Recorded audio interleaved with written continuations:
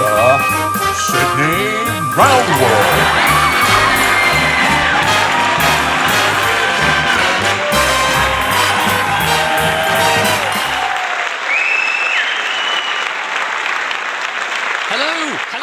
Hello, good evening, and welcome to this, the very first Oddcast of 2025.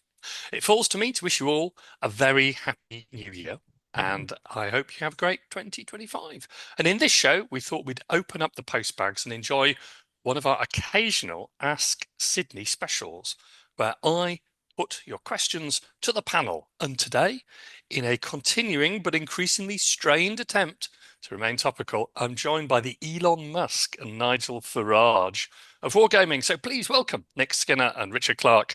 Gentlemen, it's great to see you. Happy New Year to you both. And to you, Sidney. I do wonder where these are going to end up, really. At what point we get to, like, the Satan and Lucifer of Wargaming. So it's these characters are becoming worse and worse and less representative of who Nick and I are, I think. Well, the thing is, though, I can't tell which one's meant to be which now. He says two names. I'm not quite sure which ones he's referring to. I'm meant to be Elon Musk, and I'm meant to be Nigel Farage, which is quite libelous. And the other way around is just as bad. Well, I just think we don't ask too many questions. In fact, don't ask any questions. Just let it move past us. But, I do wonder if we should release an official statement on our position vis-a-vis Greenland, however. Excellent. Well, today feels a little bit like Greenland out here in Hertfordshire. But you both have a great Christmas. And did Santa leave you any presents that were wargaming related? No, because that's kind of the way we do things around here. Apart from the lovely stuff I have from you guys, obviously. It was good. It was good. We've had the lurgy over Christmas, and I've still got it. So if I suddenly go mute or if I collapse into a coughing fit, that will be the reason. A lot of lurgy about, but it's been nice. Nice to spend time with family. A good chance to relax and to watch some good old-fashioned war films, including, of course, A Bridge Too Far, which was on over Christmas. A coffin fit or fit in the coffin? Yeah, both. It could so easily lead to the other. Well, I did actually get a couple of nice books for Christmas because I bought them for myself, and then said to my wife, "Here we are. You can give me this one," and said to my daughter, "Here we are. You can give me this one." I got a really nice book on painting light tanks. It's a modelling book, basically. I've decided. Well, in fact, what I did over Christmas is I decided that I was going to really focus on trying to learn to use my airbrush, because I bought an airbrush last year and I was quite pleased with it, but I was very aware that I was very limited to painting big, thick, broad lines. And so I thought, no, I'm going to make an effort and learn it. So I did. I spent a lot of time looking at buying new needles and new nozzles, only to discover that it was the air pressure that I had to adjust, not buy a load of new stuff. So I've had a really productive time over Christmas working on learning the airbrush, and I bought a couple of books on military modelling, which are fabulous, including this one here, which actually was a post-Christmas present. But it's called Airbrushing and Weathering Techniques, and it's published by Vallejo. And it uses all of their products, and I like that because what I don't want to do is to get into chemical-based thinners and things like that. I really just want to use water-based products. But this is 200 pages, and it is really good step-by-step guide to doing what you're doing. So, for example, let me show you some pictures here so you guys can see that. But it's do this, then do this, then do this, then do this, then do this in order. Yeah. And it shows you what you should be achieving. And this is not, these half a dozen pictures are not an undercoated turret through to a completed turret. This is just putting on the first coat of airbrush paint. So it really shows you in great degree of clarity how to be doing what you're doing. So does it show you how to do chipping? Yeah. I've never been able to master that. I've MIG. So for the sake of balance, MIG, AK, they do a very similar book which I've got. Yeah. But I just can't get on with chipping. I've just not been able to do it. I don't know why I'm so stupid. No, I'm not brilliant at it, but I've learned a lot more from this book. Mm. I have learned a lot more, They and are helpful, aren't they? They're useful. well, I've started off watching a lot of videos on YouTube about how airbrushing, and usually these are done by military modelers. And I have to say, I, I find most military modeling videos a bit boring, really. And I think, Well, compared to wargaming videos. well, I think at least in wargaming, what we do, I wouldn't paint a bloody model just to have it sit on the mantelpiece, but I would paint a No, model because I'm going to use it in a game. So we're doing it with a purpose. They're just yeah, doing it. They're just yeah. there's a mind that there's a different mindset there, isn't it? We're doing it with a purpose, whereas they're just doing it, and you think, okay, that's slightly different. I think anyway. So, and we're therefore more sexy, interesting, and generally better looking all round as wargamers. But anyway, I started watching these military modelling videos, and I thought I'm actually gonna persevere with this. So my big present to myself over Christmas was time to do something that I hadn't had a chance to do. That's nice. That's really good. I mean, time is always at a premium at any time of life. But I mean, one of the things we might want to do during the course of the year is possibly have a workshop session on airbrushing, and we can all get our airbrushes out and compare, how we've been getting on with them. I don't have one. You'd have to buy me one, Sid. You can borrow mine. You can borrow mine and bring it around, and you can have it for a month or so, see what you do, which probably be nothing. In which case, it might be just a discussion with me and Rich. But how about that? Okay, well, that's great. Well, in view of the sub-zero temperatures outside, we're going to actually today forego the visit to the workshop and stay here by the roaring fire. I'm going to open up the post sack of Ask Sidney questions. So without further ado, our first question comes from Paul Cross on Blue Sky. Does tabletop aesthetics always beat a really good set of playable rules? No. Next question. I don't know. Hold on a minute. This actually links in with what I was just saying Yeah. about the difference between a military modeler and a wargamer. I think this one is the difference between a model railway enthusiast and a wargamer. That for them the aesthetics is everything. For us, the aesthetics is a component part, whether it's primary or secondary really is down to the individual, isn't it? I know some wargamers who really don't give a monkey's what set of rules they use. All they want to do is put their toys on the table and push them around and enjoy looking at the pretty scene. I know some really famous people in the wargaming hobby who are very much collectors of figures, and the gaming aspect to it is incidental. They like playing a game because they like seeing the figures that they've collected move around the table and do things, because it's that sense of purpose that I mentioned earlier. But they're not really into military strategy and tactics and operational this, that, and the other.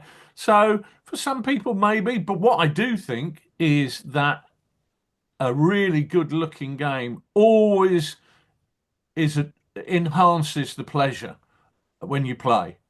It's some of those games that we took to Arnhem, Nick, and to We Have Ways that Mm. a lot of people had put a lot of effort into.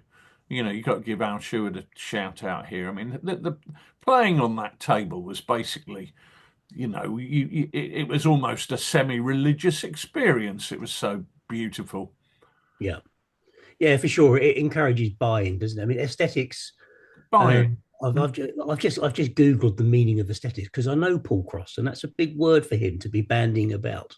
Yeah. So, a set of principles concerned with the nature and appreciation of beauty.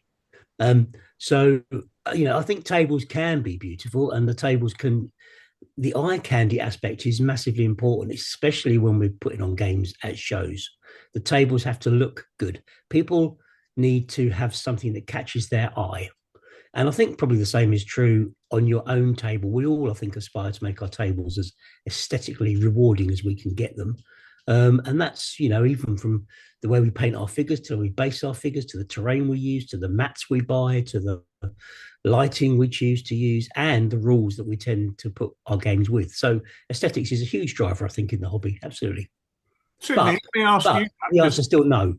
The answer, you can still have a great game without that. You can. But let me ask you, Sydney, because your games are effectively wargaming porn. You put so much enthusiasm into creating, and especially since you've been doing Bonsai Bonkers, it's almost the feng shui of wargaming. Everything has its place and it must be in its place. And talking of which, what have you done with your bathhouse goodies that I gave you just after Christmas? Have you had a fart in the bath? Fart off contest yet, or what? I'm going to take those questions. It's a two-part question. I'm going to take them side by side. I think Paul's question is a really good one, but I mean, the question has to be the starting point. Of that question is: are we talking about the hobby? Are we talking about a game? So I think if you're talking about the hobby, then I'm totally with you with people who love hobby aesthetics, and they are the sort of the war gamers or the who want to do the painting or the collecting. But if you're talking about a game, I think the heart of the game is the fact that it's a game. So the game rules have to be good and they have to be playable. But my favourite at the moment, my favourite comparison is like a theatre. You can go to a theatre and watch one of those sort of Samuel Beckett plays where there's two people just talking to each other, and there's no scenery in the theatre. There's nothing. There's just a blank stage, and there's just one spotlight and two people talking to each other. That's an amazing piece of theatre, but it doesn't necessarily catch the eye or wouldn't attract everyone. Whereas I think what you really want to do is you want to have a visual experience, which is the heart of which is the rules, but a key critical component is the scenery and the terrain and the figures. And for me, that is really the heart of really trying to go from just a good set of playable rules to a great gaming experience. I think, Nick, you're entirely right. You've got to catch the eye. You've got to set the theme, and so much can be done by really clever use of colour. Now, the second part of the question, I have based them up. I have undercoated them. I haven't painted all of those little Japanese baths. They do look great, I have to say. And I'm just thinking of different ways in which to sever various different figures in half so I can have some baths which contain people having a bath and some baths which are empty, which the players can then participate within the baths themselves. This means nothing to anyone who hasn't seen the amazing Christmas present that Richard bought me. Here's an idea for you, Sid. Could the baths be like a deployment point where you're in the bathhouse and suddenly this huge sumo erupts from below the bubbles and launches at you across the room? Is that an option for you, do you think? That was just one of the many possibilities that I'd thought of, Nicholas. This game is going to be great. Thank you for spoiling that surprise. So we won't say much more about Bonsai Bonkers. The reference to a farting competition is just one of the many historical things that we've added into that game, because in Edo period Japan, where swords were banned, there is some reference in Japanese literature to the fact that instead of fighting each other, Japanese samurai, bored and unemployed as they may have been at that time in the 19th century, before the Meiji Restoration, used to enjoy a farting competition at each other. Ladies and gentlemen, not the most pleasant thing to perhaps envisage now, but nevertheless, historically accurate, playing the period, not the rules. What a great way to determine who has the initiative. Whichever player can let loose the most rip-roaring buster could actually be the one that go first. Yes, they have to leave the room. It could be like Captain Skidmark, where there are potential risks involved. Yeah. Well, gosh, how many questions have we got, Sid? We better move on. We better move on. Yeah. Quickly moving on to great friend of the show, Conrad Kinch in Dublin, who asked, I'd like to ask Nick why he thinks Kriegspiel isn't more popular, and does Richard agree? It's a good question, actually, isn't it? I don't see much of it, but I don't think that doesn't mean it's not popular. I think it's a bit of a niche area that's quite low profile. I don't think it puts itself out there much, but I know that there are groups who do play a lot of Kriegspiel. But I think that I'm making this up a little bit based on what small knowledge I have of such groups, is that tends to be all they do. They play Kriegspiel and they don't necessarily do many other figure games. There is, of course, an overlap where we get people who do into historicals who also do Kriegspiel. I'll put us into that category. But the Kriegspiel actually also, don't forget, takes a great deal of effort and preparation, and is intense. Is a really intense activity, especially for umpires. So it isn't the kind of thing you can just roll out in, with no preparation on Saturday morning and play for 2 hours. It there's more to it than that. And I guess the different medium that we use now to play it over through Discord or the internet very commonly, makes that it means that you can have games go on for longer. We typically play creeps that have gone on for weeks, even months. So yeah, I don't know that it's not popular, but he's right that I don't see very much of it. It doesn't shout about itself very much, does it? I think there is an issue. There's several issues actually. First of all, people like Paul Cross, who clearly are carrying the cross for the aesthetic aspect of the game, might sort of say, "Well, I don't really want to do a crease spiel because I really want to see those figures on the table." So that represents a huge number of us in the hobby. We really, really like the visual aspect of miniature wargaming. That's why we do it. That's why we don't do the SPI board games, which, especially as time went on, some of the American board game manufacturers of the American Civil War had beautiful maps. I mean, I Yeah, love maps. I collect yeah, historical maps, and some of those board game maps would, although they were modern, they were just beautiful works of art in their own right. So yeah, I can see why people who love the aesthetics wouldn't necessarily be drawn to Kriegspiel. But the point you allude to, Nick, is that in many ways a Kriegspiel can morph. Well, when is a Kriegspiel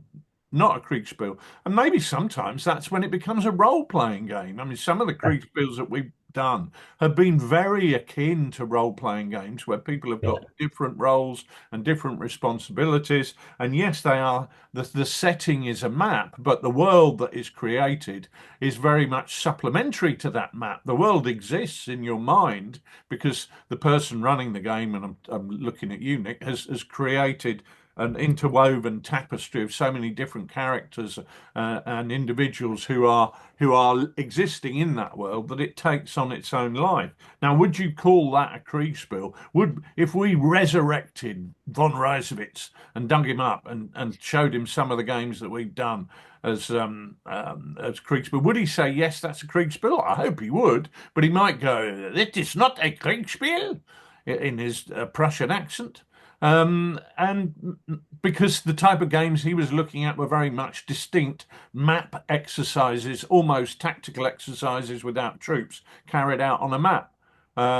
So a Kriegspiel is many things to many different people. yeah.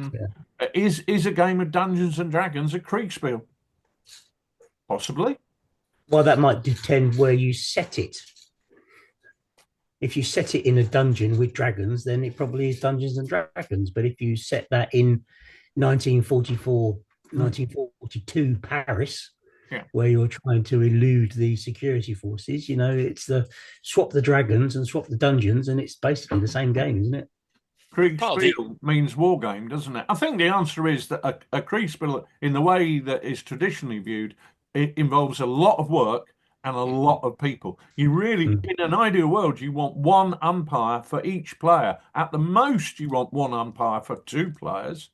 Otherwise, it just literally becomes a full-time job, Mm. and the game loses its momentum. So I think it's maybe harder to achieve than a figure-based game where we bring our metal toolbox along with our 1,500-point armies, put them on the table, throw some dice, and go down the pub. I think that's a really good point, isn't it? Because the sort of the bringing the figures to the club is one of those things that once you've got the figures, it's actually not that difficult to set up a game and design the scenario. But when we've done Kriegspiels at the club, I mean, they've always, first of all, they've always been really memorable. Second of all, I think they've always given a really good insight. I mean, especially the one on the Kaiserslacht in 1918 really brought home to me, and I think all of us, just how important railways were. Railway hubs, marshalling yards, and also the railways which went up to the trenches for ammunition supply. It was really a game, really about logistics, which was absolutely brilliant. But they are games which are not easy to put on for the games organizer or the person. I can't remember. Is it umpire that von Weisrich identified is the technical term for it? It's really a lot of work. And when we actually did Kriegspiels online, whoever's been the chief of staff or the organizer has had a lot of work to do.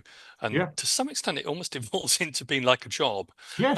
And a lot of us, work in let's say service industries, and we want to get away from that during the course of the week, as opposed to just enjoying another great weekend of spreadsheets, ammunition supply, as opposed to something else.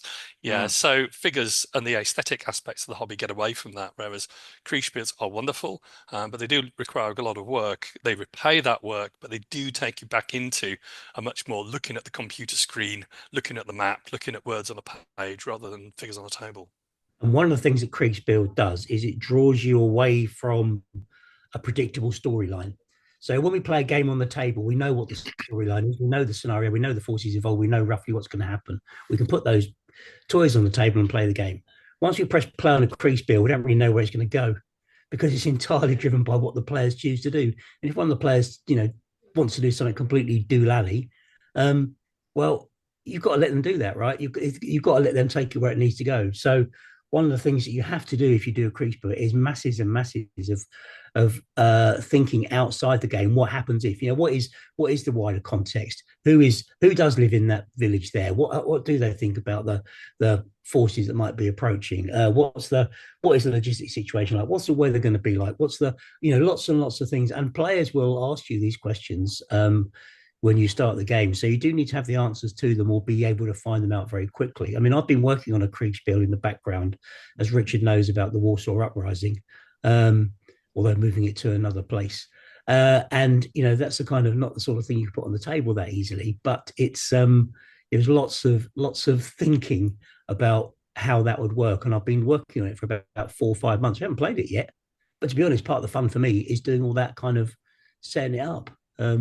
And I hope we do get to play it, but there's still work to be done. Sid. That sounds excellent. I won't ask where you've reset Warsaw. Well, actually, do you know what, Sid? I will tell you off air where I've reset it, but it will make you laugh. Is it Walsall? That would be funny. Our great friends in the West Midlands would enjoy that. Maybe a sort of cosplay element could be introduced, but let's not dwell on that too much. It is definitely worth saying, though. Look, people, yes, we don't see much Kriegspiel, but actually, of course, well, there is somebody who will supply you with Kriegspiel rules. You want to get started with Kriegspiel, of course.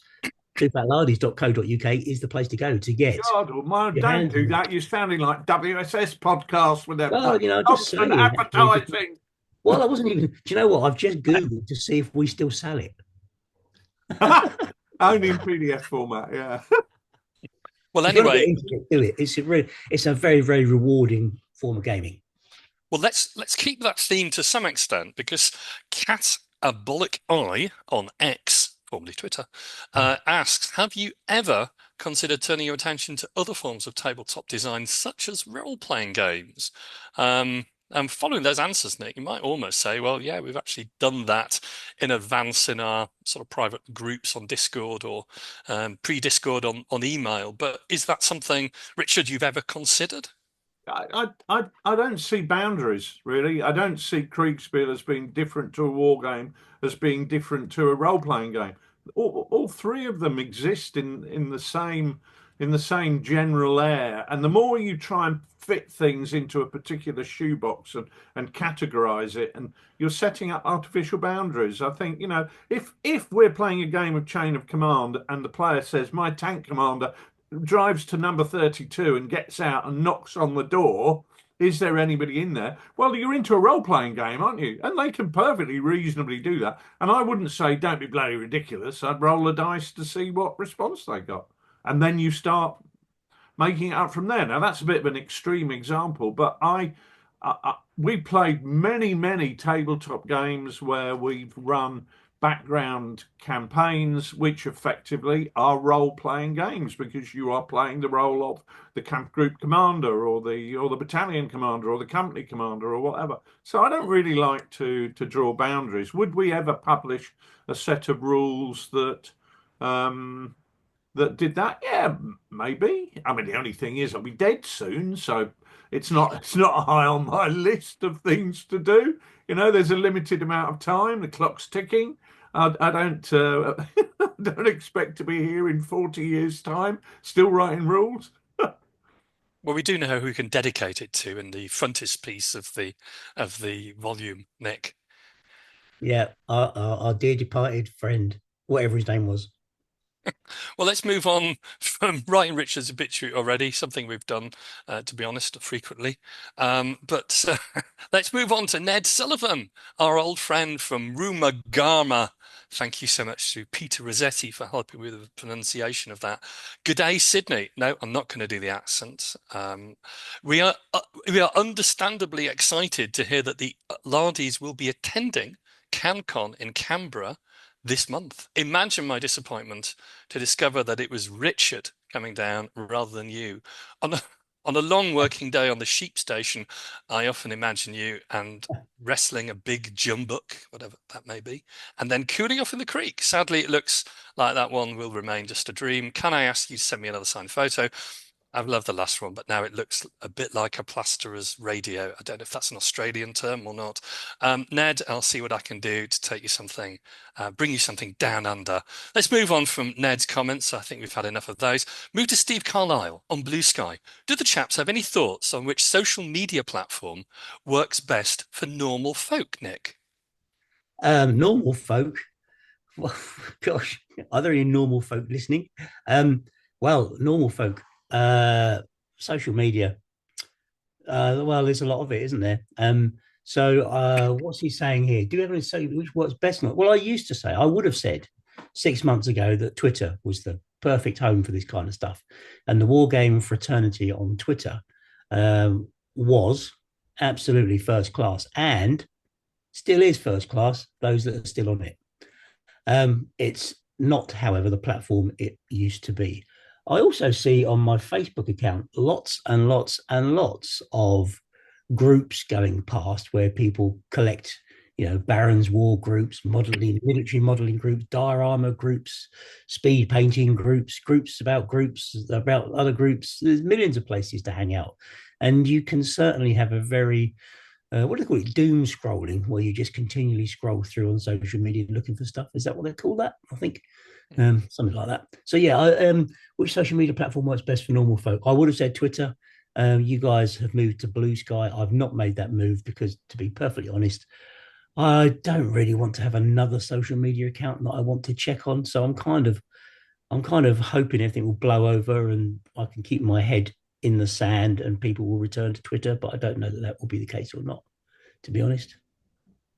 I'm like you. 6 months ago, Twitter was king. Really, I really enjoyed the interaction with people on Twitter, and I shifted to Blue Sky. Well, probably a year ago actually, when Blue Sky first came along. I got an invite, and so I accepted and joined. And I tweeted. God, that word, you can't get away from it, can you? I posted on Blue Sky a few times. I found the interaction to be not a lot, really. Not a lot happened, and I just thought, I'm just not gonna. I'll leave it sat there, and I'll keep a weather eye on it. But that was it. But then a few months ago, things all got very political on Twitter. And anybody who's ever had a conversation about politics with me knows that I hate politics of all different shades and complexions and colours. I really am not a fan of politicians, so I don't want any of them coming along and preaching at me. And at that point in time, a lot of people abandoned Twitter and went across to Blue Sky. And even so, I found it a bit turgid and nothing was really happening. But in the last month, I have found that Blue Sky has been getting a lot more traction. So I'll give you an example. When we were talking about doing this program just a few days ago, I posted on Facebook, I posted on Twitter, I posted on Blue Sky. We had by far the most feedback from Blue Sky, and that's not been the case previously. We've got far fewer followers, but we get far more likes, and I think Mm. a lot of the followers after 10 years or however long it is on Twitter, are historic. They're there. So I think we've got 7 or 8 thousand on Twitter and about 1,500 on Blue Sky, but we get more response. We're starting to get more response on Blue Sky. The only thing I will say is Twitter seems to be a finished product in terms of the way you interact with it and it interacts with you. Whereas Blue Sky, I find it difficult to follow the threads if people are responding to me and I'm not always seeing what they're saying. But these things these things improve with time, don't they? A bit like I have. Well, very good. I mean, I use them both. I mean, I find Twitter as a platform probably a bit more slick than Blue Sky, but things seem to have migrated to Blue Sky. Like you, Richard, I'm on both at the moment. How long that remains, I'm not quite sure, but we'll certainly see. I must say that I've been enjoying my I'm enjoying doing my blog during the course of the year, and I think out of all three of those, that's probably the most satisfying thing. And it's easier to find things on a blog. So questions relating to how to do that, drop me a DM either on X or indeed on Blue Sky. Anyway, let's move on to Jerry Jenkins in North London. Please, may I ask Sydney and the team, do they have a favourite use for a chain of command dice? Personally, I enjoy using them to move a jump off point forward and deploy off it. It gives the impression that I'm making headway. Thanks again for the great games and fun content. That's a really nice question from Jerry. Is there a particular use that you like to use the dice for, Richard? When you first read that out, I was thinking use as in maybe like suppository or something like that. But I see what he means within the game context of chain of command. Yeah, I mean, I do like using it to move a jump off point forward. Always a good tactic. Always slightly catches your opponent off guard because they weren't aware you were doing it. If you combine that with a decent roll of command dice, you dart forward maybe with a team, bring forward your jump off point and then deploy from that. That can be a really dynamic mechanism. But like everything really, I've got a toolbox full of a dozen tools, and there's a good reason for using each one of them, isn't there? Well, I think pulling up the jump off point, to as you described there, gives you that feeling of tactical mastery, doesn't it? It makes you think, ha ha, I'm gonna leap on you now from this new jump off point. It does come with a really satisfying feeling, and it very often it's one of those early indicators of you're onto a successful move, hopefully. But don't underestimate other things. So ambushes are a brilliant way to use a jump off a chain of command dice, launch that ambush with that team, and also end of turn. Don't forget the end of turn, because that's a really nice, simple way to use a chain of command dice that can make magic things happen. If you're blinded by the smoke of your opponent, or if you've got leaders who are down and knocked down, whatever, playing the end of turn can be a really smart move sometimes. Yeah, I mean, it's a flexible sort of device, isn't it? But I think that's one of my favorite uses to it, is the end of turn sort of aspects. It's really flexible. So thanks a lot for that, Jerry. That's a great question. And let's move on from uses of dice to the bigger picture. Nick, Hethwill War Games said, we're hit with marketing words such as realistic, innovative, authentic, credible, when presented with new rule sets for war games in different eras. Some of them, even in fantasy and sci-fi works. Is there a fool's errand in searching for things which are realistic in wargaming? It's quite an interesting sort of question, that. Are we overcome by the marketing blurb that realistic necessarily means better, Nick? Well, game or simulation, isn't it? But isn't this a kind of a reincarnation of a question around that? Realistic realistic means that I'd be covered in blood, guts, and gore and shitting my pants in the corner. Surely, we don't quite want it to go that far, do we? The word that I would like to go for often, and I say this quite a lot, is plausible.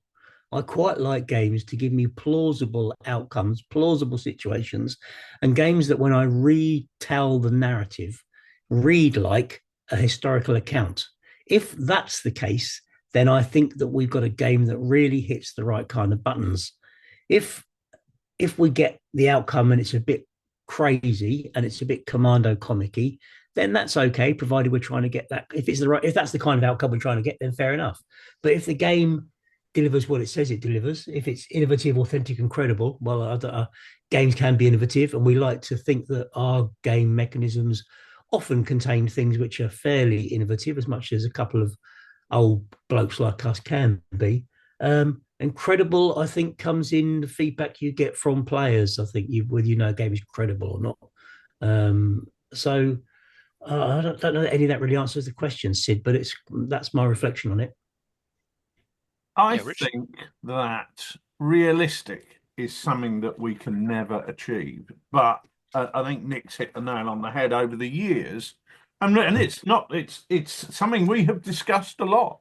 What terminology can we use? What terminology should we use? Because we don't want it to be like a washing powder commercial where we're promising what we can't deliver. And I think the term that, as Nick rightly said, that we've settled on is plausible, is plausibility. You know, if I do that, is that believable? Could you say, yes, I could see somebody doing that in the Second World War or whatever conflict that we're looking at? And you can say that in a fantasy setting. Is it plausible that that elf can leap over tall buildings? Well, probably not. But if you have a leapy over tall building monster, then it is plausible that it can do it because the clue's in the question. You know, the name says it all. So is it a fool's errand? It would be a fool's errand to design a set of rules that was implausible. Yeah, I think that's a really good point, isn't it? I mean, one doesn't want to get hung up with realism and authenticity because, as I think all of us mentioned on the Oddcast recordings for the Advent window for 2024, there were various different voices in each of our heads as we're presenting games or umpiring games, games running and designing games. And realism and authenticity is just one of those. And it inevitably leads to the question of what is realistic, what is authentic. Plausible is a much better word because it's more flexible. It's a term which is quite elastic, really, as regards what can be plausible. And as you say, Richard, it would be wrong. And I think none of us would try and design a game which is implausible because that would just be laughable. That'd be like having people farting in a bath. But unless, of course, that is realistic and authentic. You're telling us it's plausible, Sid. You are credible as a designer and historian of that era. So I believe you. And when I play the Bathhouse game, I will be doing it in the firm belief that we will be creating plausible outcomes from a historical perspective. I can ask for no more. And Maravillia in sunny Sheffield, South Yorkshire, quite possibly one of the Midlands counties, says, since the website reset, we've now got the vintage lard section full of great games and supplements from years gone by. But which is the most underrated of those games rules, and or what would make for the best new edition? I mean, Richard, that's a great question, isn't it? All of those rules from the past are now available again, which is brilliant news. Which one of those is most underrated? Which one is up really for, the second edition V.2? If the Lord spares us, is the set of rules that I always come back to. Two reasons really. I'm really interested in the Great War, but I also love the fact that Nick is so invested in it because of his family connections to that theatre. His great uncle was killed there, and so was mine actually. Funnily enough, in the Gaza Strip, to be topical. Well, he wasn't killed there. He died of dysentery the week after the war ended, which my great uncle, which was probably the kind of worst outcome, really. Hooray, I've survived. Oh my God, no, I haven't. Yeah, so it's also an operational level game, which is we don't tend to do that much of these days. But it is tactical enough that you don't feel you're trying to do that First World War Western Front Kriegspiel game, which works brilliantly as a Kriegspiel, but which I don't think would work as a figure game on a table. This is an operational level game which has tactical aspects to it. I think the smallest unit on the table is a company of infantry, isn't it, Nick? Yeah, that's right. It's brigade level game. So yeah, brigade, battalion, company. Yeah. Yeah.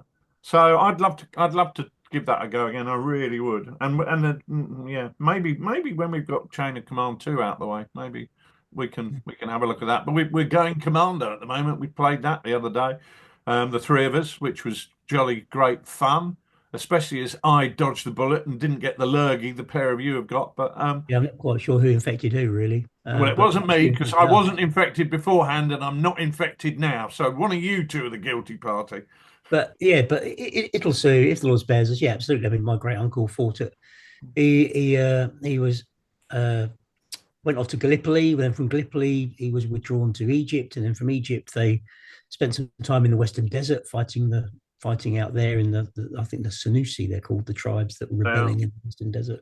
They come down in a washing machine. Yeah, that's right. It's a different spelling, but I think the pronunciation is the same. And then he walked across Sinai and into. He was involved in both battles of, but the first two battles of Gaza, first Gaza and second Gaza. And the second Gaza battle, he was wounded and shot through the neck, and the bullet went through his neck and came out of his shoulder, which is quite. I don't know quite how that works, but anyway, went back to Cairo, and then he was lucky enough to get back to his unit for about a week before the third Battle of Gaza in October 1917, which was the big kind of the Australian light horse at Beersheba uh, action, where they tried to outflank the Gaza position by pushing up around it from the east. And he was part of that column that went up outflanking from the east, and he was killed at a place near Al Khalifa, which is in the hills about 20 miles north of Beersheba. And the interesting to read the histories of it. His battalion made a very early morning attack, starting about 4:30, after a fairly light barrage, I think, to fire them in. They pushed against this terrain feature, this hilly area, and they didn't get anywhere. Basically, the Turks just kind of shot them to pieces, and lots of men, probably including Albert, lay in the hot ground without water, and it was 2 days by the time they got forward again. So somewhere in that he was killed. But anyway, so that inspired If the Lord Spares Us, and it's a fascinating period. It's not quite trench warfare, but it can handle trench warfare. So yeah, we'd love to do it again. Funny enough, I looked at my figures the other day for it, which were 15 mil. In the days before people did Palestine in 15 mil, so I've got quite a bit of Sudan conversions and stuff like that. So I quite like to do it again properly now that people get. Now you can get sort of 10 mil in that scale, maybe. That's really good. I mean, I'm pleased that both of you picked It'll Sue, If the Lord Spares Us. I mean, it's perhaps an underrepresented period to play, although obviously we've seen many other people do games in the period, and some great sort of connections there on the family side, Nick. Can I put a vote in for two others though, Sid? Sure. And if it's not, if I'm allowed to say this, Kiss Me Hardy is in that vintage last section, right? Which is, we ever since dear old Mike Hobbs, God bless him, was pushing this boat forward. There is space for that. And Charlie Walker's done loads of good work on a version of Kiss Me Hardy 2, which actually looks, he's done 80% of the work on that pretty much, and that could, with a fair wind and longevity for all of us, might actually come out at some point in time. Who knows? The other one I really used to enjoy playing was Le Feu Sacré, which was written by our friend Dr. Daz for core level Napoleonics, which was very, very revolutionary for its time, I think. Ahead of its time, wasn't it? And I think Yeah, that was its problem for so many people. It was the concepts in it were too much of a break from what they were used to. Yeah. But a good game, still played. Lots of people still play it. Yeah. Some good choices there. I mean, I think mine would be Ducks Brit in a similar way to. No, that is not in Vintage Lard. Oh, that is sorry. a current product. You can buy that. That's not vintage. Mud and the Blood's invested. I stand corrected on Ducks Brit. Mud and the Blood would be a good one. I mean, I think what we've done with Mud and Blood when we've played it recently, we've tried to chain of command it up. And there's a really good article which Richard you wrote in one of the specials relating to turning Mud and Blood into a 1918 version. So kind of think of Mud and Blood in its chain of command iteration as being still a current game. But I mean, we had a load of good games back probably about 15 years ago, really using the trench boards for Mud and Blood, and they were a lot of fun. I think the thing with Mud and Blood is it really suffered when you tried to up the scale a bit. Like all war gamers, you're happy with a platoon, but you want two platoons, and I think there's a lot of cards in the deck when that sort of thing's happen. But some great memories there. I think that's brilliant. It's brilliant stuff in that Vintage Lard, that Vintage Lard actually. There is actually practice supplements in there too. Yeah, it's cheap as chips as well, really. I mean, relatively, in a world where everything's very expensive, some of that stuff in there really does stand a look at. I mean, some of it's in there out of historical interest, stuff like Triumph of the World, but some other stuff in there is still quite pertinent. Well, talking about going back to things that we've done before, perhaps Gregory Padilla in Arizona asks, will Sydney send the lads onto another field adventure for planning and developing a scenario for chain of command. I mean, that's certainly something that I don't think we've done for a little bit of time, really, about a year or so. When's our next Lard on Tour field trip going to be, I wonder? Well, it's funny actually because let's draw back the curtain slightly, a la Wizard of Oz.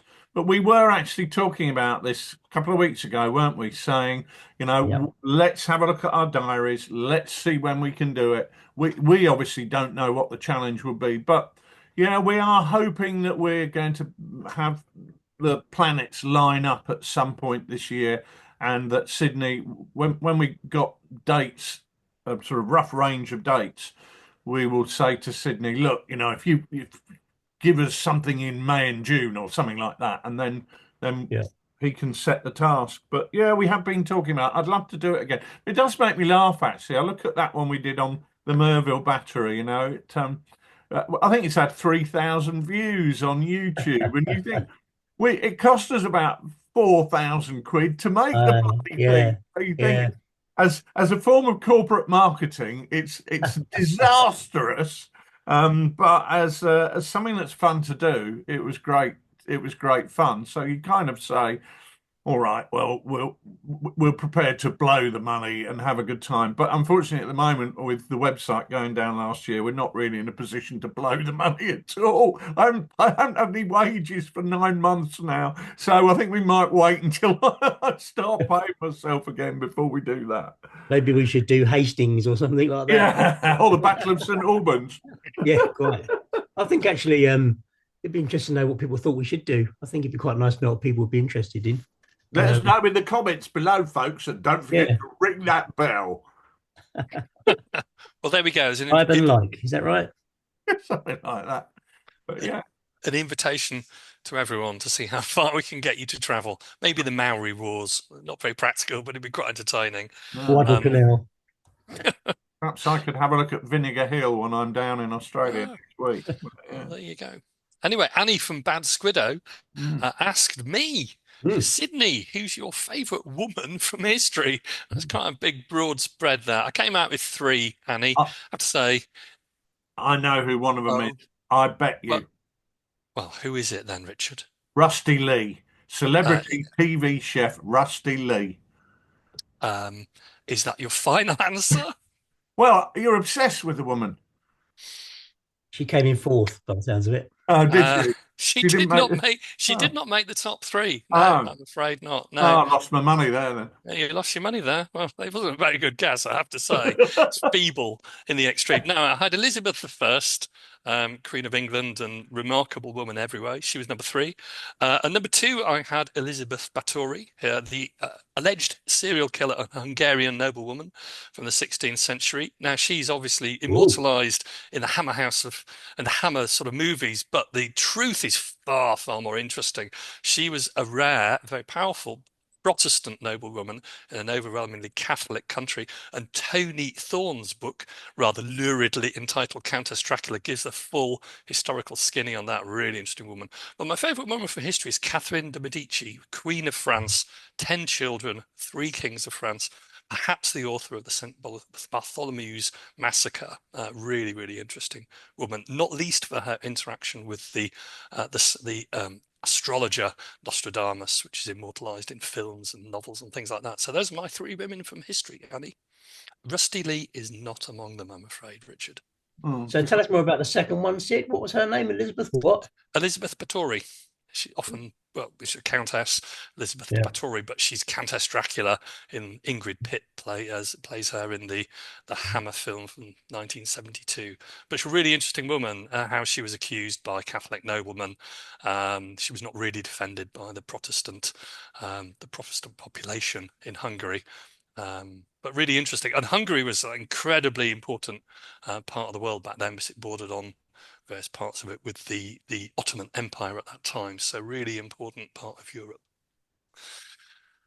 We move on from that little small history snippet from Mondo on Blue Sky. Good games generally require a little prep. Choice of scenario, selection of forces, and digging out terrain. How do you minimize the prep time with all that goes on in life and maximize playing time on a club night? Mondo, that's a brilliant question. I did mention that was a brilliant question because I think we've all really struggled with that. You sort of get everything prepared for the game and you rock up to the club. Some people come late, some people don't come at all when they said they would. Other people come who you didn't plan for, and there's a great deal of merriment and entertainment like that. How do you maximize the prep time? How do you minimize the prep time and maximize the playing time on a club night, Richard? I've just put a load of paint in my mouth accidentally. Let's not go to Richard. Let's go to Nicholas. Nick. Sorry. Nick's dying. No. I've just seen him do it as well, which is why I'm laughing so much that I've lost control of my throat for a moment. How do you minimize? Well, in the old days, we used to give out scenario briefings before the game. Do you remember that, Rich? A week before. Yeah, we used to give out used to give a selector commander, give him the briefing the week before, so that and a map of the table, so that when he turned up, there was a fair chance he could make a decision straight away. Of course, what tends to happen is that nobody looked at it for a week, or when it turned up, the table looked totally different. So how do you maximize time? Well, look, you can use a pre-prepared scenario, can't you? There are lots of pre-prepared scenarios that people can gen up on ahead of the game, and so there's plenty of those available. Pint-sized campaigns obviously come to mind as a way to do that. And I guess the other thing to do is keep it simple. If you have an overly complicated scenario set up, it will take you a long time to get it explained to the players. Keep it easy, keep it basic, keep some of the scenarios. Most rules these days include scenario setups. And if you want to keep it simple, stick with that, I guess. What do you guys think? We've been running the Wolf of Wolfhazer Arnhem campaign. We had a break over Christmas actually, and we need to get back on it. But what I'd do there is the two players, the British commander and the German commander, I'd send them a note saying these are your support options. What are you going to choose? And they would know what the table looked like because we'd send them a picture of it, and then they could choose what they were doing. So really what I'm saying is preparation. The more prep you put into it, the better. So if you've got other players involved who have to make choices, don't ask them to do it on the night. Ask them to do it in advance. It's not as though you have to write a letter with a quill on parchment. You can just drop them a WhatsApp message or a text or whatever. But if I'm just taking a game along to the club, which is out of the scenario book, what I'll do is I'll familiarize myself with the scenario just to make sure that I've got everything in my mind, and then I'll design the table to suit that. I'll lay the table out at home. I tend to do it on the kitchen floor where there's most room. I lay the table out. I take a photograph of it. So when I get to the club, I can just look at that photograph and lay the table out to correspond with what's there. I've already got my army lists available. If I get a chance, what I do is I've got some picture frames, A4 certificate. You get them on eBay, like a pack of 4 certificate frames for £5, literally cheap as chips. And I print out a sheet of paper with the army list. So every figure is represented by a 20mm round disc or a 25mm round disc, because my leaders are on 20mm. My leaders are on inch, and my tuppenny bits actually, and my soldiers are on pennies. And I actually have that as a team sheet where you can put the figures on that.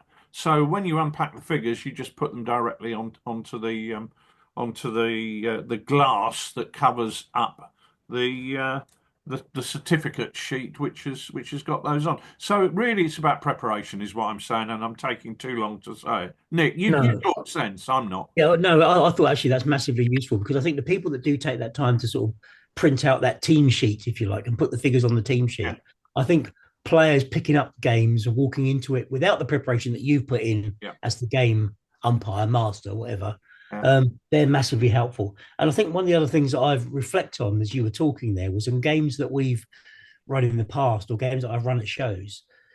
We very commonly like to give players a choice of support options, don't we?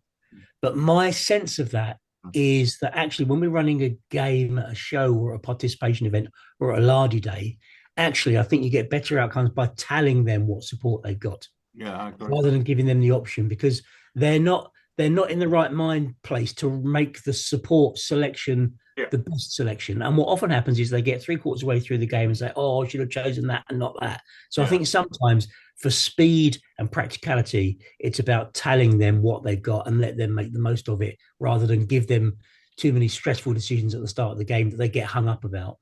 Sid.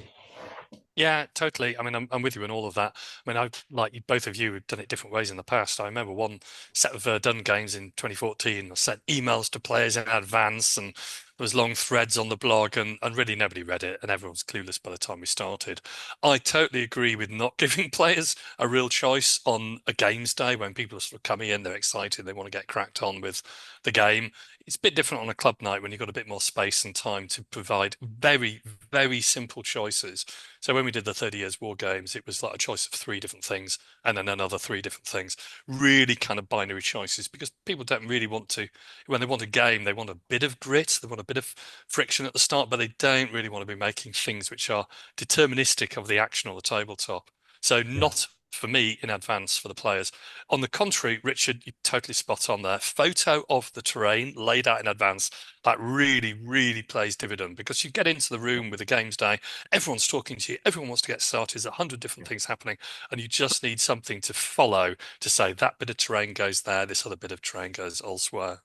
But what I would also say is keep your scenarios simple. This has morphed a little bit from clubs to games days and war game shows, which I think are the harder ones. When you go to your local club with your mates who play Chain of Command or whatever sharp practice all the time, they know there's a sort of memory thing there, isn't there? Muscle memory where you get them started and away they go. When you're running games at Lardy Games Days or at Partisan or Salute or things like that, the least choice that you can give players and the more vanilla you can make it, the easier it is because they're not having to learn a huge list of, oh, you've got this support and that support and that support and this one does this and that one does that and that one does that. You go, no, you've got an infantry platoon and you've got a tank. And it's a Sherman tank. It's not a complicated tank. It's a tank.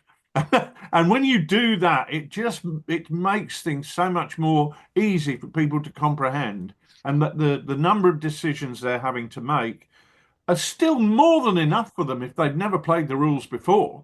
More than enough for a new player, and the game that you will get will be vanilla. But I like vanilla. If I go to an ice cream parlor, I don't want strawberries. I want vanilla. So I've got to echo that again. I think when we live and work with a set of rules and we design a scenario, we understand the rules, we understand what's happening in the scenario. There's always a temptation to add an extra complication in. But you've got to remember on a games day or if it's at a show, people may have not played the rules before. They might not have played the period before. They might have played other rules before. Keeping everything simple and getting the best possible experience is really what that experience is about. It's not really about giving people a mental challenge to remember different things. It's really curating the experience, which is enjoyable as possible. That tends to be something which is simple. You can always add complexity in during the course of the game, especially if you're explaining a game which is new. Start off very, very simple. It has to be explained in 2 or 3, at most 5 minutes. And then after that, if you wish then to add in extra rules as you go through the game, nobody's going to say no. But if you give them that at the start of the experience in the scenario briefing or the rules description at the start, people are just going to get confused. Yeah, I mean, I go to the extent of that, and I always say this. Some people push back against this. If you're running a game at a convention, never give people the rules to look at. Never give them the play sheet, because all they'll be doing is focusing on that play sheet and not on what you're telling them. And you should be spoon feeding them the experience when they're coming to that table for the first time, because you know what's going on and they don't. So you should be saying, right, well, you've rolled 2 3s. Do you want to activate this section? Or you could activate this tank, or you could do this. What do you reckon? I reckon if you shot with the tank, you could achieve this, or you could maneuver with the section, and it's up to you running the game to try and just provide them with enough information for them to make the immediate decision they're making. But we're morphing this question, and I do apologise to Mondo. Okay, I'm just going to say one last thing, if I can, because it just picks up on it, and good point to throw it in there. It's a good chance for me to name drop. I was gaming with Paul Hicks, well-known international figure designer, the other day, Mm. and I was acting as the military advisor to him as he was playing Chain of Command. And he's not that experienced in playing games. He can sculpt a good figure, but he doesn't play that many games, poor old Paul. And what I was doing with him was before it was his turn, before it was his command dice, I Mm. would say to him, right, Paul, it's your phase now. What do you want to be able to do? Mm. What would you like to be able to do now? And he said, well, I want to move that section to that farmhouse, and I want to get these guys to be able to shoot at those Germans over there. So great. Now let's roll the dice and see how we make that happen. Yeah. And I think that's a nice way to do it if you're playing with people that you want to get them into it more quickly, rather than go through all their options with the dice that they've rolled. It's do the dice that you rolled, Mm. enable you to do what you want to do. Yeah, like that. I've not tried that, but I will do. Terrific stuff. Well, thanks, Mondo. Great question. And another fine question from Andy at the Friends of General Haig on Blue Sky. Ahoy! With news that Vitrix and even Gundam are producing miniatures games with rules, are the days of buffet gaming numbered? Will those of us who like to load up our plates with all sorts of different manufacturers' figures, rules, and so on soon be condemned to the horror of the boxed set menu? Gosh, I mean, there's a question there, isn't there? That do we just pick out the box of food from the chilled aisle of the supermarket, and that's what we're going to get, the buffet game? Or is there still going to be room for a smorgasbord, Nick? I don't know that I understand it really. It's the word buffet which is throwing me a bit. I think, what does that mean then? Buffet gaming. What he 'Cause means is, what he means is, you buy a few artisan Germans, you buy a few Crusader oh, Germans, okay. you buy a few Warlord Germans, you buy a set of rules by an independent rules, Okay. maybe I don't. TooFatLardies, or Yeah, do yeah, you just yeah, go and buy yeah. the big box game and you get what you're given?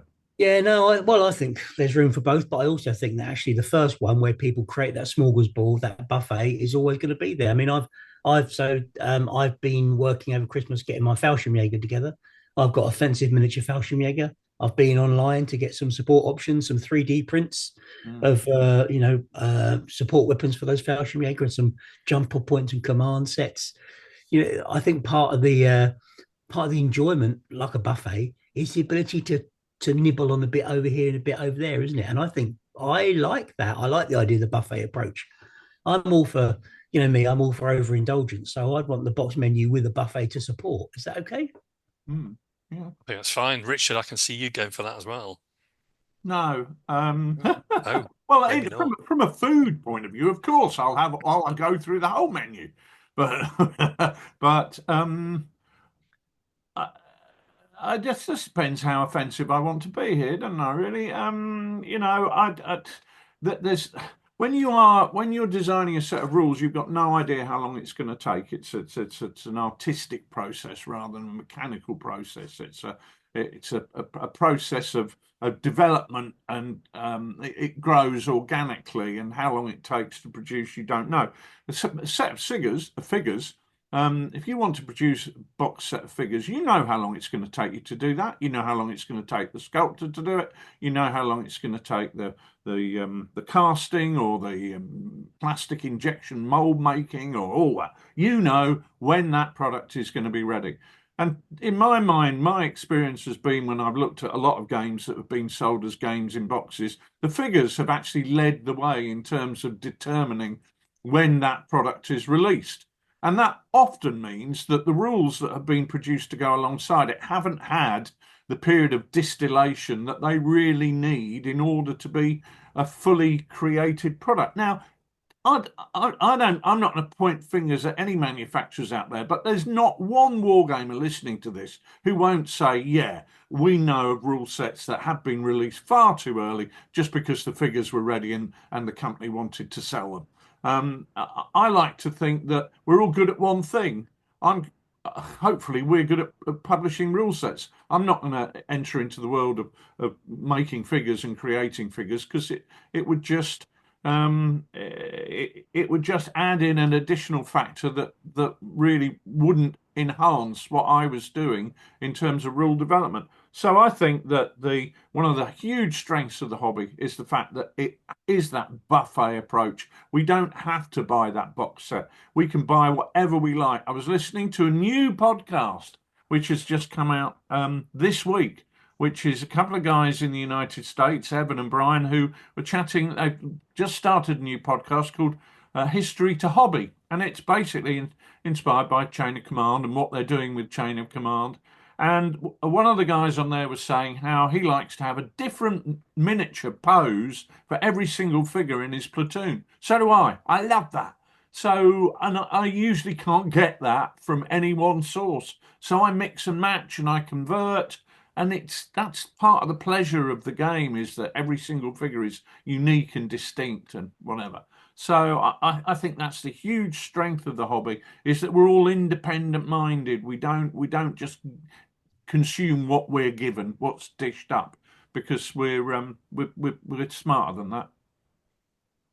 Well, fantastic. That's a really good, slightly different, but really good sort of description of, sort of things which go together when we're buying figures. Also, maybe perhaps slightly differently when we're buying our dinner.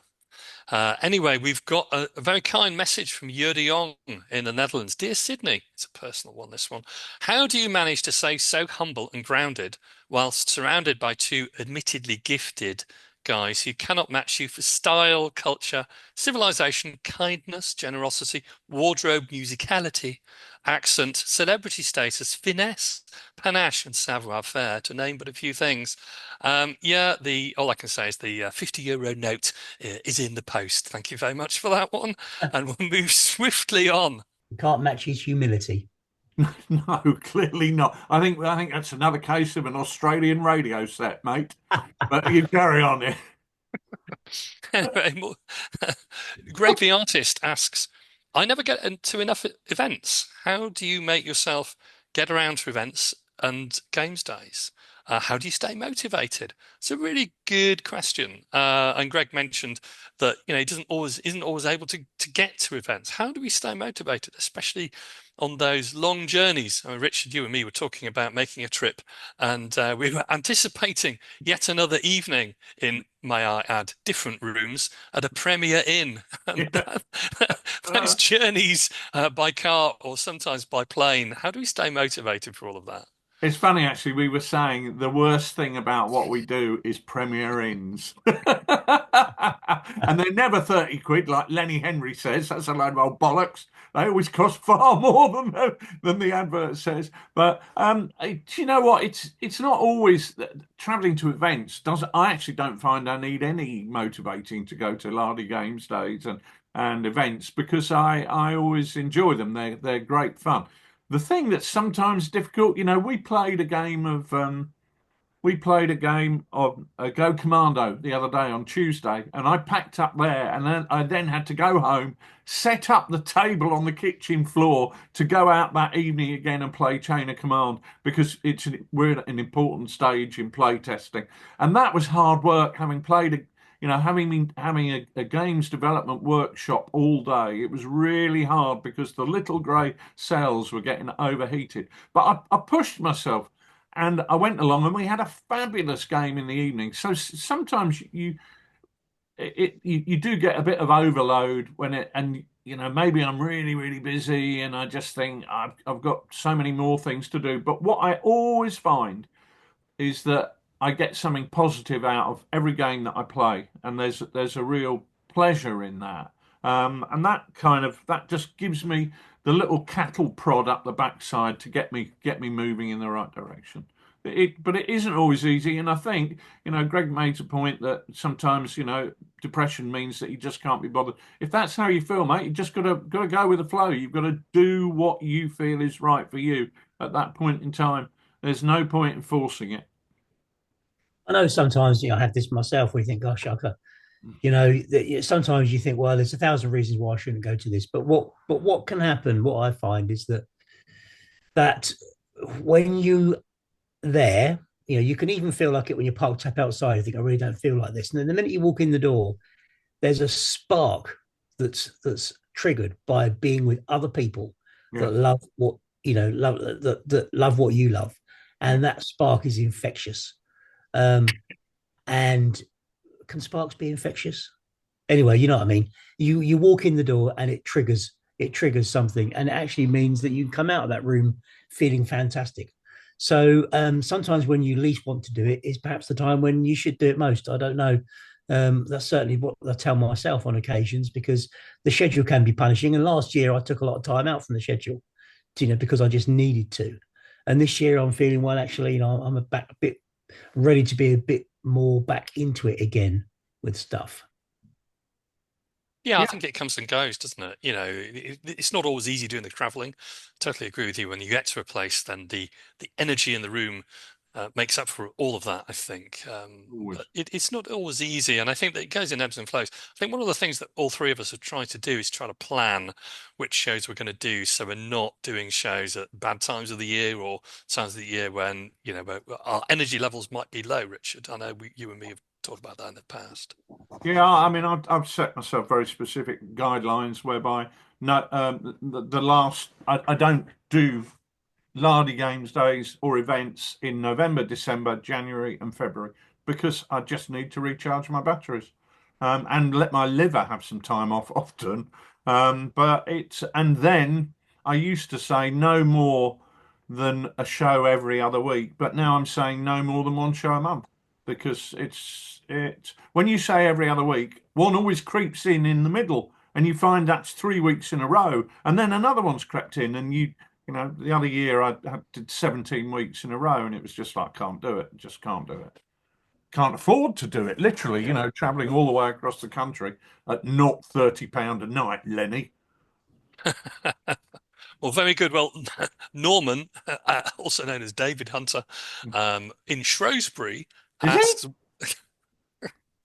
why is it that some historical dramas play extremely fast and loose with historical representations and yet still can be enjoyed as war games? So, David gave the example El Cid, Zulu, A Bridge Too Far, Where Eagles Dare, and so on. Yet, some other historical dramas create frustration in the same people. And the examples were given of SAS Rogue Heroes, Battle of the Bulge, and The Patriot.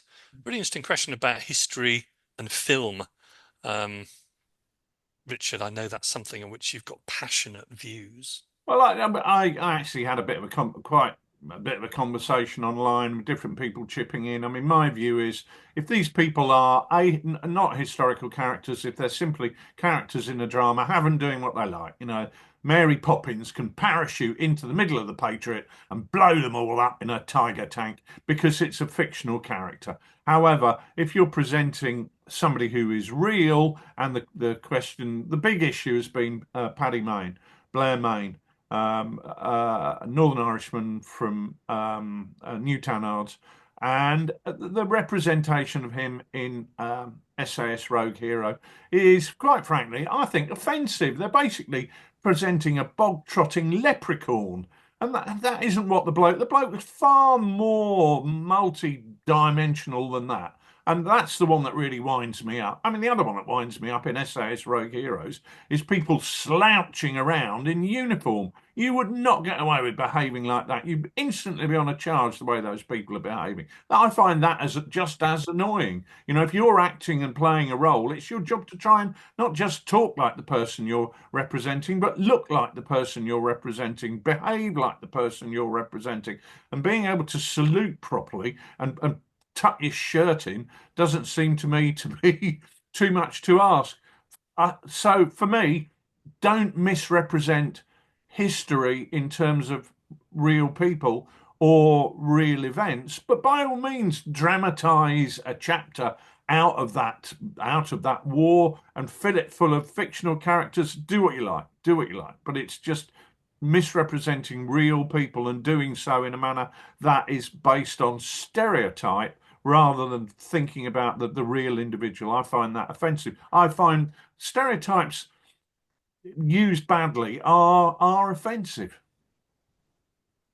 Do you think that that's something to do with people not being alive anymore? So, for instance, when they made Band of Brothers, the actors that were playing the roles of the historical people would meet where they could, where they were still alive.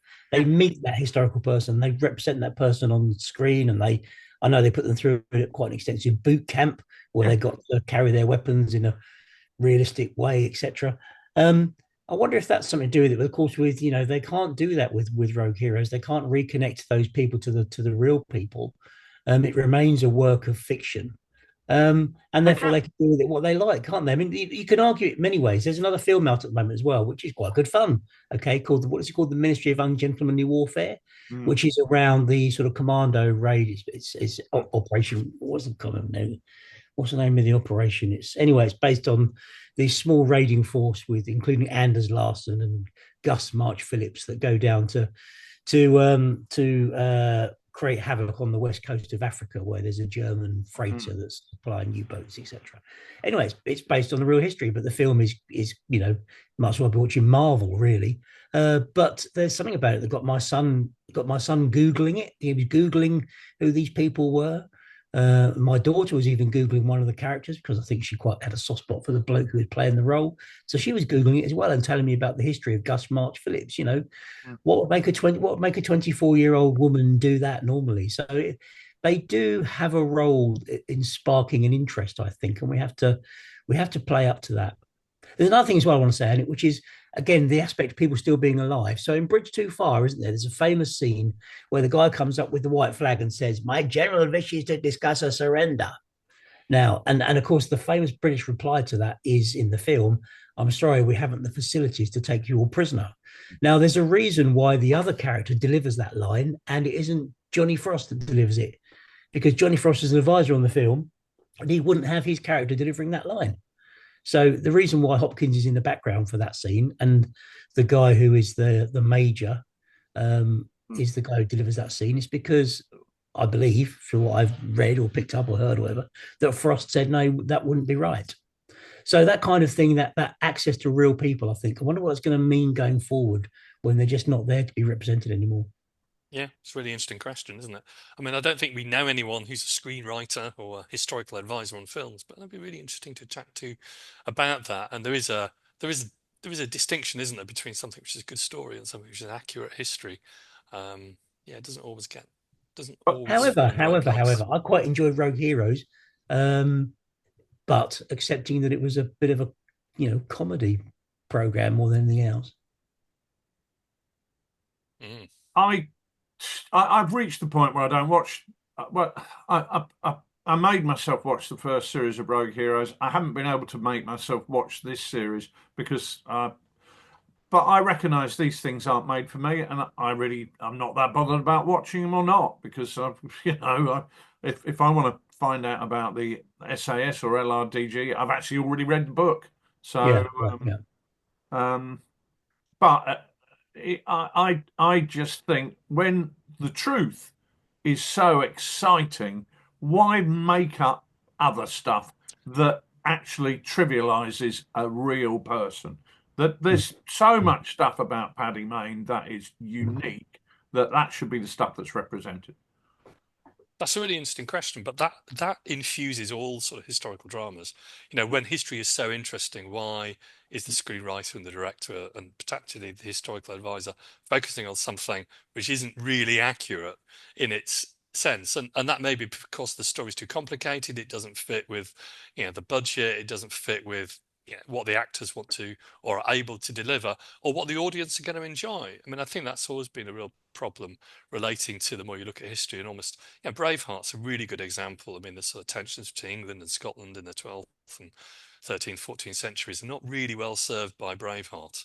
But that is an amazing and really interesting story, but it really is kind of not the story on the screen itself. I mean, there's so many different bits of Scottish history which relate to the Bruce and Wallace, which just don't come out in that film. And Edward the Second, in almost every film, is portrayed as being a sort of simpering, ineffective individual. He was quite the opposite. His personality was extremely formidable. He was a master of the joust. He was an extremely physically strong man.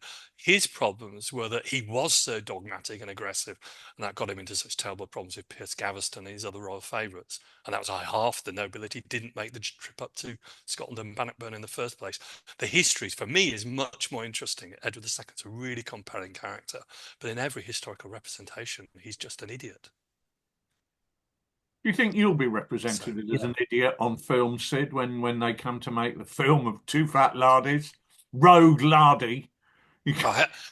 I hope I'll be an anime character fitting into a series like Arcane or something like that on a skateboard. But if you've not seen Arcane, that's probably a bit lost on you.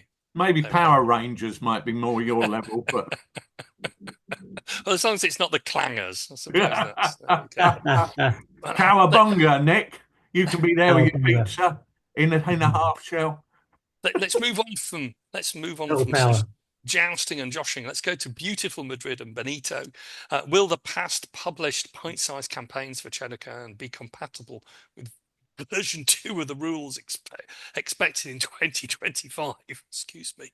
Yes, yeah, they will be. You might have to squint occasionally, but yeah, 99% will be absolutely 100% plug-in. No, it won't be. 99% will be absolutely a 99% plug-in. But for that 1%, you might have to use judgment. But I know Benito has judgment by the bucket load, so he'll be fine. Certainly does. Next question from Reese Humphrey. Do you think timed turns, like in competitive chess, with a chance to take back the initiative if your opponent takes longer than you to complete a move, would work in a set of Wargames rules? What a great question, Reese. Richard. I've been thinking about this because in games like Chain of Command, where you're attempting to represent the pressure of making decisions in a stressful situation, should players be rolling 5 command dice and then taking 10 minutes to decide what they're going to do with it? And I did think it might be quite fun to say, if you've got 5 command dice, you've got 2.5 minutes. If you've got 4 command dice, you've got 2 minutes. If you've got 3 command dice, so 30 seconds per command dice to make those decisions. And I've not done it because I think it might be a bit rude. And maybe part of the fun that people get is making those decisions. How, it's like when you go to a restaurant, it's quite nice to look at the menu, even if you think you know what you're going to have.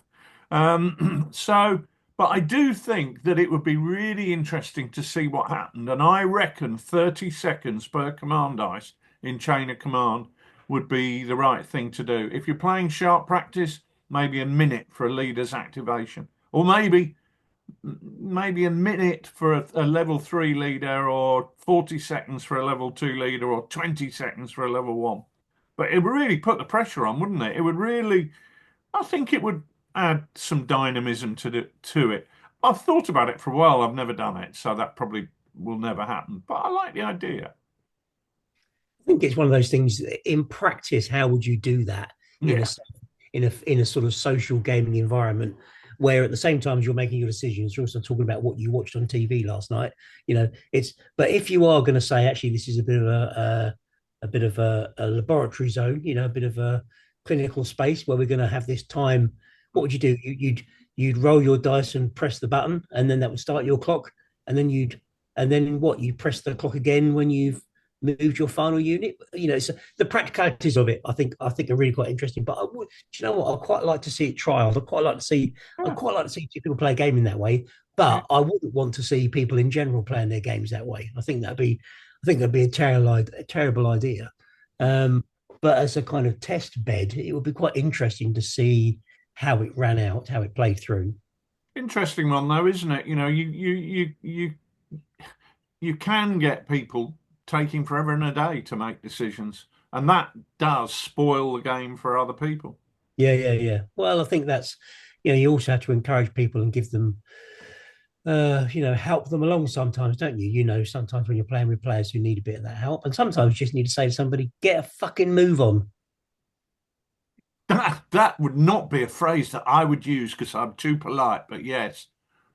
Well, I don't think we've ever had that problem in some of the smaller, exciting, small footprint games that we've been working on, like Go Commando, or dare I say it, Bonsai Bonkers, stroke When Last His Sword Is Drawn, and Flashing Blades, and Scott Miller, and indeed many people on Facebook, X, Blue Sky, including Lloyd Lewis, Andy Judd, Yuri Young, Andy, Tom McKinnell, said, I'd love to hear more about When the Last Sword Is Drawn, as far as general rules, how it plays, any potential of it being released. I see snippets about it all over the place, but it'd be great to have a general summary update, and people asking about Flashing Blades as well. how can get that over the line, asked Yoda Young. I mean, I think essentially we've played about 50 games in total of Flashing Blades, and when the last side is drawn, stroke Bonsai Bonkers, other names are available. And it'll be hopefully making the tour if selected for various games days in the future. I think that the playtesting is going really well, but it's really up to you, Richard and Nick, as to whether it ever meets the cut. I've committed to you both to try and get the actual writing finished off in the first quarter of the year, really, if I can. It's been something which I've really struggled with my work and my job, unfortunately, as with many of us. But I think it's just about there. It's about 85% there. It just needs probably me to spend a weekend or so, which I have coming up in February and March, just to spend a bit more time on it. And then really, ladies and gentlemen, I think it's just in the queue, isn't it, Richard? I mean, this is the same with lots of different rule sets that punters and friends of Lard produce. It's not going to be favoured in any way. No bones thrown in my direction. No, no. I mean, I'd love to see. I'd love to see it produced because I think it's really interesting and different system, and that I'm inspired by that. My objective at the moment is Chain of Command, is the Arnhem Handbook, Nick, and is the Far East Handbook. So my plate is loaded up with goodies as it is, and I'm also talking to a couple of other game designers who we publish stuff for and looking at what they want to do. So it all has to work together. So the way it works is when the day that Sid comes to me and says this is ready, I'll pick it up and we'll see where we are with it and see where it stands in the queue. Until that day, it's just a project Sid's working on, and when it comes to fruition, that's when we look at it. But nothing's rushed. I've always, keep coming back to this. It is an organic process and needs to take however long it needs. That's how long it needs. So one of the interesting things about Midgard is I chatted to James Morris about how long those rules were in development, really for quite some time, a number of years. And Ken Welsh asks, although we weren't party to the number of sales of rule sets, the hype and publicity around the launch of Midgard, says Ken, looks to an outsider to have been a complete success. James has been all over it like a rash, and it's been a terrific marketing campaign to witness. Another time in a COVID-free land, another day, perhaps could infamy have gone the same direction with better external conditions for its launch? It does seem to be allowed to slightly take a back seat compared to other games, and it rarely features at a Lard Day. This Christmas 2024 special aside, is there anything done or to be planned to infamy to give it a bit more attention? So a bit of a hybrid question there, part Midgard and part infamy. Yeah. Well, Midgard's been, very successful and very well received. I mean, there've been some fabulous reviews in the hobby press over the festive period, which is brilliant. And also, even more importantly, we're seeing so many gamers saying how much they're enjoying playing the game. It deserves to be enjoyed. It's a great system. It's really good.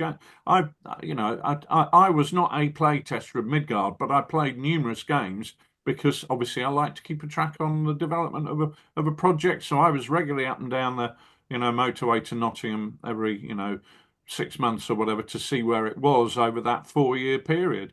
And it's a great rule set. Infamy. When we released Infamy, it was during lockdown. Lockdown did really, really funny things. It was one of the most successful launches we've ever had, but then nobody had the opportunity to take it to the club and play for another 9 months.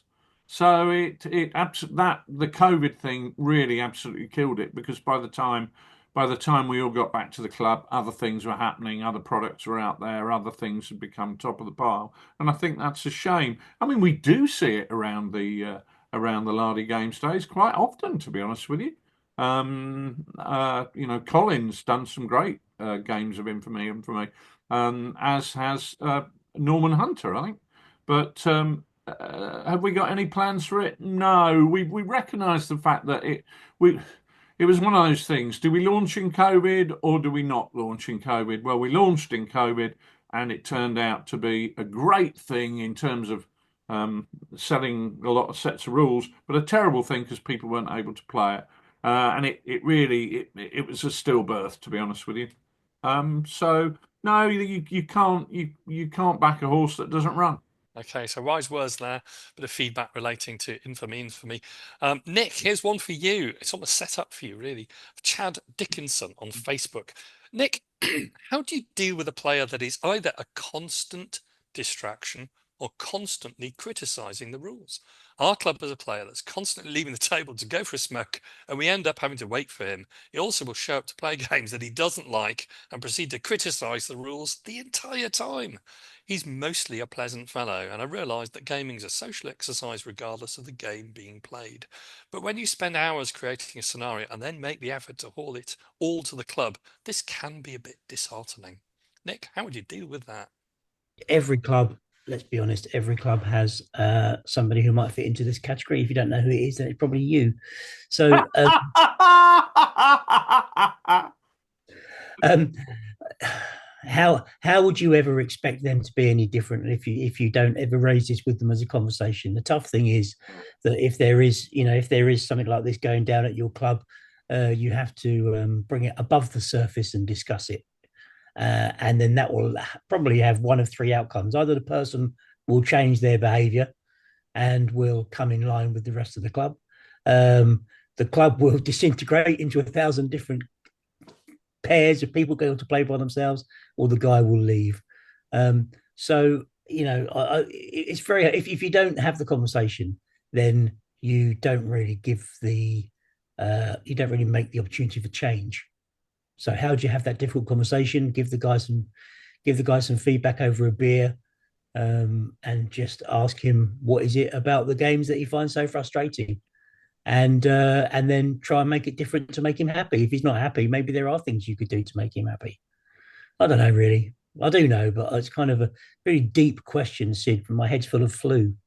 It is a difficult one. It really is a difficult one. I really like that he's mostly a pleasant fellow. When does that Yes. manifest itself? When he's not at the club, clearly. Because obviously when he is at the club, he's a right twat.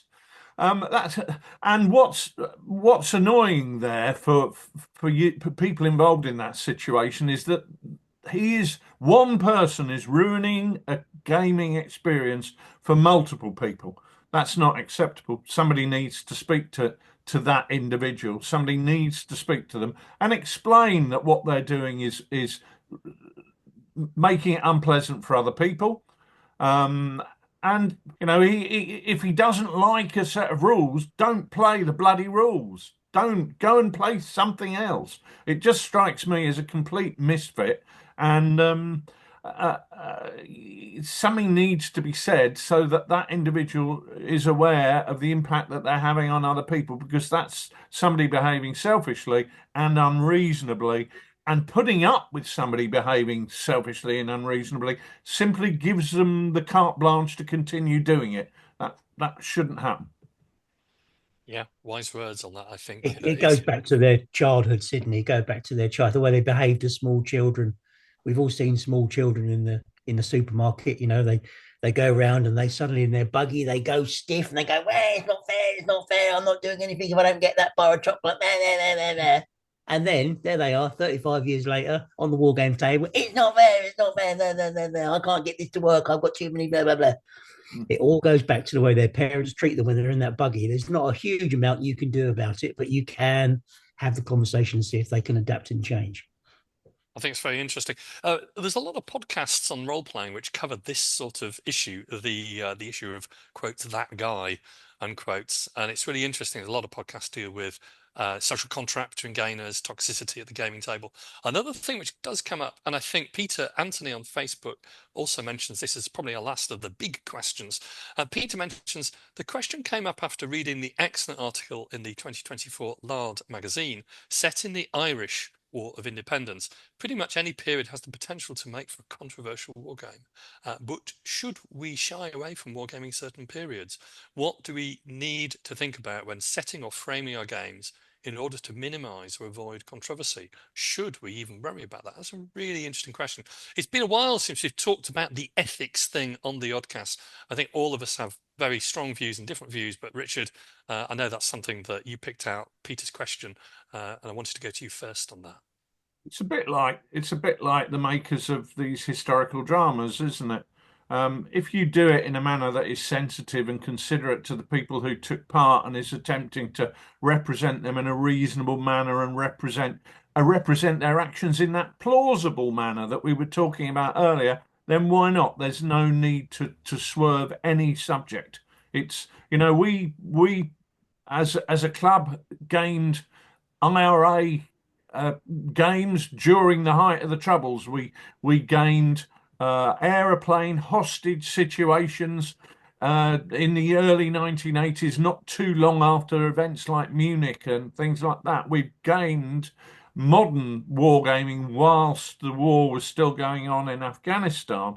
But as long as you're doing it in a manner which you're seeking to inform and you're seeking to try and explore that particular situation in a manner where you're considerate for all the people who are taking part in it, I don't have a problem with it. But if you're going to make it a drama where you've got clown characters, which everybody is ridiculed and made to look absurd, then no, it's not appropriate. But you shouldn't be doing that in any historical war game, I don't think.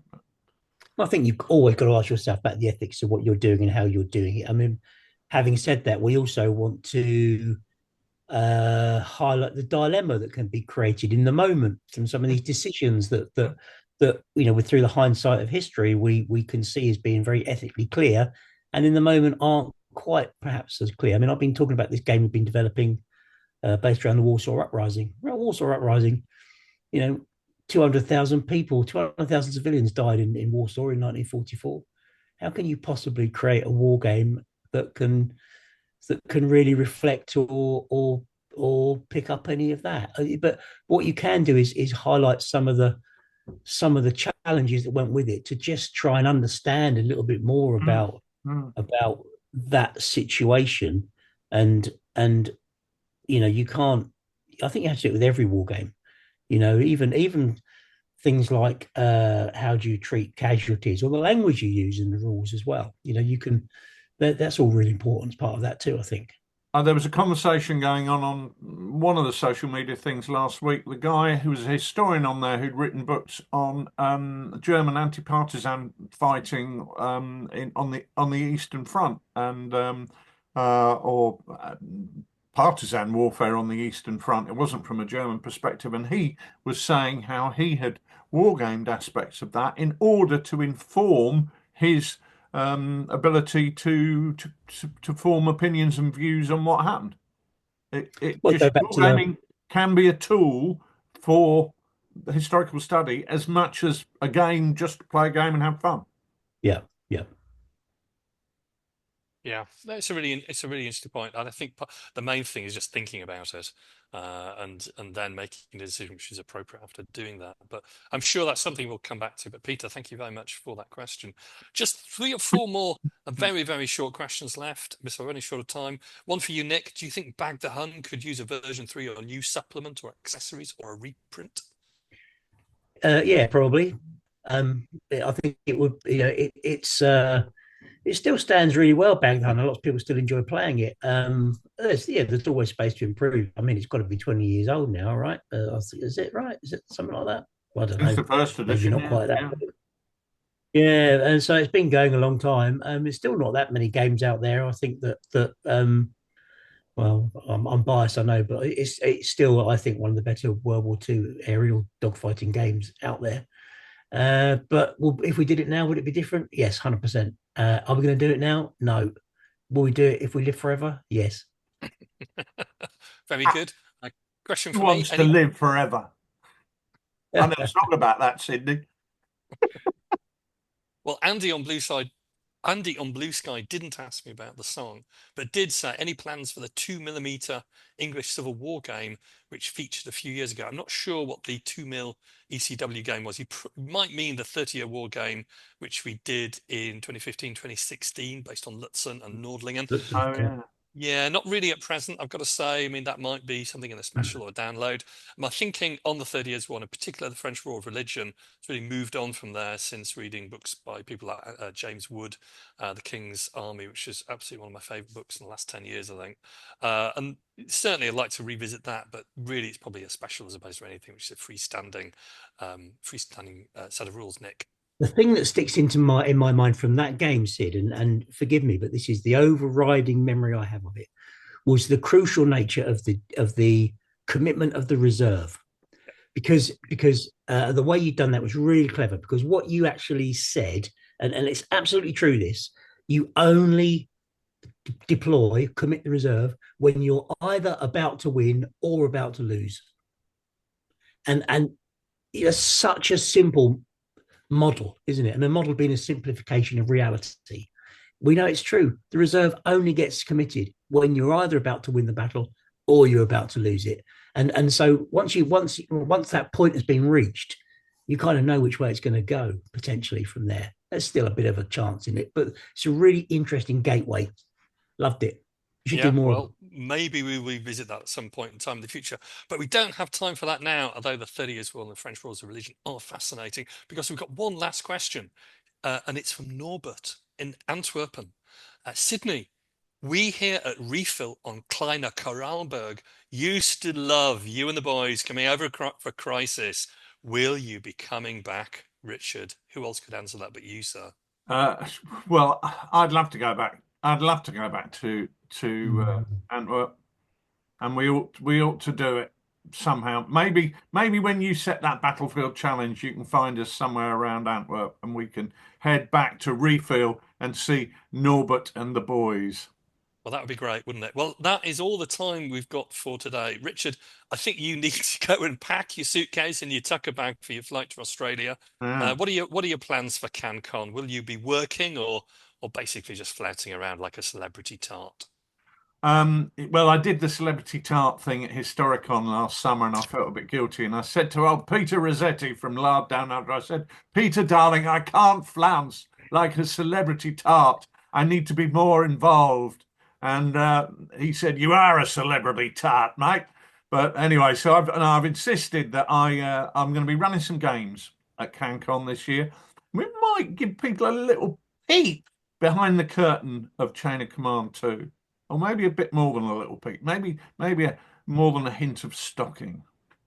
That's fantastic. And Battlefield accessories, I think, another thing. Oh, they will be there. They will be there. Battlefield accessories from Melbourne are our representative down under, so they'll be there selling a full range of Lardy products, including some exciting new stuff that's going to be arriving in Australasia any minute now as we speak, I hope. But yeah, so lots there. It'll be great to see them flying the Lardy flag. Well, that's a major contribution, I think, to the Road reach safety. that we've got down under. So hopefully next time we get together, you'll be able to provide us with a report from Australia with all our great mates in Australia, New Zealand, and the Southern Hemisphere with a report from CanCon. And I hope that we can look forward to events. Also, looking forward to the next 12 months. We'll give a bit of an update of what we've got planned. But for tonight, for today, that's all we've got time for. So thank you all for joining us, and we'll see you soon. Good night. Yeah, apologies if we didn't read out your question. We literally had so many, and so many of them could all have been big issues in their own right. And that means we haven't been able to cover everything off. But we'll keep those, and we'll keep those for our next Ask Sidney if I survive my trip to Australia. But yeah, really looking forward to seeing everybody down in CanCon. Hope to see you there. And yeah, good night, chaps. Good night, everybody out there. Have a great trip, Rich. See you when you get back. You will do.